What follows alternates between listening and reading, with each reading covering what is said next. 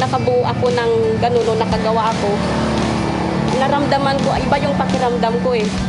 Kaya tuwing umaga pag nagigising ako, tinitingnan ko yung mga ginagawa kong tumutubo sila. Ah, okay, ito, sabi ko. Kaya doon. At saka mahilig din kasi ako sa mga plant. Mahilig sa bonsai si Mary. Hindi karaniwang bonsai ang kanyang ginagawa. Ito'y nakababad sa tubig at nakalagay sa babasaging garapon. Water bonsai ang tawag rito. Sa paggawa nito, kailangan ng sanga ng halamang ornamental, tubig, masking tape at powder grower. Una, ihalo ang isang sachet ng powder grower sa 1.5 litrong tubig. Haluin itong mabuti. Itabi ito ng 24 na oras. Isalin ang mixture sa isang garapon.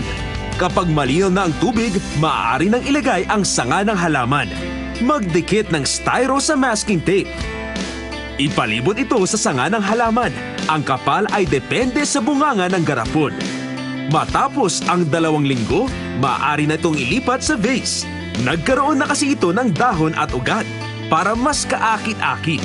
Naglalagay si Mary ng maliliit at makukulay na bato na mula pa sa bayan ng Luna. Proteksyon na rin ito sa insekto para hindi mapasok ang ugat ng halaman. Sa ngayon, iba't ibang klase ng cortons at fortune plant ang kanyang ginagawang bonsai. Bawat base ng water bonsai ay kanyang nabebenta mula 200 hanggang 1,000 at 400 piso depende sa laki. Ang kanyang inisyal na puhunan ay 5,000. 30 hanggang 50 bonsai ang magagawa sa puhunan ito. Doble hanggang triple ang posibleng kitain. Lahat ng ibang pinagkakakitaan, tinanggal ko na, nag-concentrate na ako dito sa water bonsai. Mas magaan at saka syempre maganda siya at saka very interesting. At nakakatulong din sa kalikasan kasi yung mga gamit, kagaya ng styro, instead na nakakalat lang dyan, kinukuha ko yung nililinis tapos ginagawa ko o ginagamit ko sa paggawa ng water bonsai.